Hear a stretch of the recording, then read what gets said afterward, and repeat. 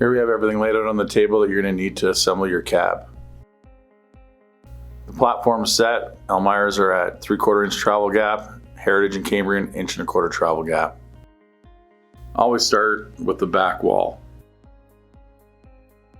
Raise the cab so someone can get underneath it to secure the cab wall to the floor.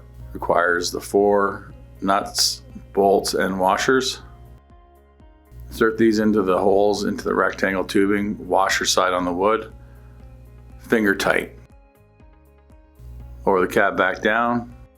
Here I started with the left wall. You'll see that there are weld tabs in 4 locations, 2 on the top and 2 on the bottom. Typically once this wall is in place, you'll have someone inside the cab on a ladder to secure the top 2 back bolts, while someone is underneath securing the bottom 2 and the 4 floor bolts. Here are the 4 bolts that are required to secure the back wall and the left wall together. Here you can thread these through and tighten them down. These are your 4 bolts, nuts, and washers for the floor. So again, you can set the cab up to the position where the technician can secure the wall to the floor. Again, do these finger tight.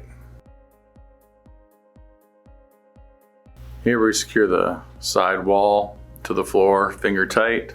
Always trying to keep the 1x1 in line with the floor. Let's lower the elevator down again and bring in the next wall. Now we're just going to do the same procedure all over again as the left side. We're going to insert the right wall. It as well has 4 weld tabs down the one side of the 1x1. Your 4 bolts, washers, and nuts to secure the wall to the floor. Insert your bolts into the back wall and tighten down. Now we'll raise the cab up to secure the right wall to the floor. Again, someone's going to be inside the elevator doing the top 2 bolts on that back wall. We'll do these 4 finger tight, making sure that the 1x1 is in line with your cab floor. Now we're going to bring the elevator back down and secure the return wall and header to the cab. Here we're going to insert the return wall and header into place. Again, you'll see weld tabs with 1x1s, so you'll need to grab the 5 bolts. One does have a washer which goes on the wood side of the right wall. Here, just insert the bolts in and tighten into place. Now you can just lock the return wall into place. Again, someone inside is going to be doing your top 2 bolts for you, and the guy on the bottom is going to do the bottom 2. Now with your bolt and washer, the guy's going to attach the last portion of the header into place, and then we'll go ahead and grab the ceiling. Now we're going to put the ceiling on top. Typically there's a guy inside, and the ceiling would be installed from the floor above.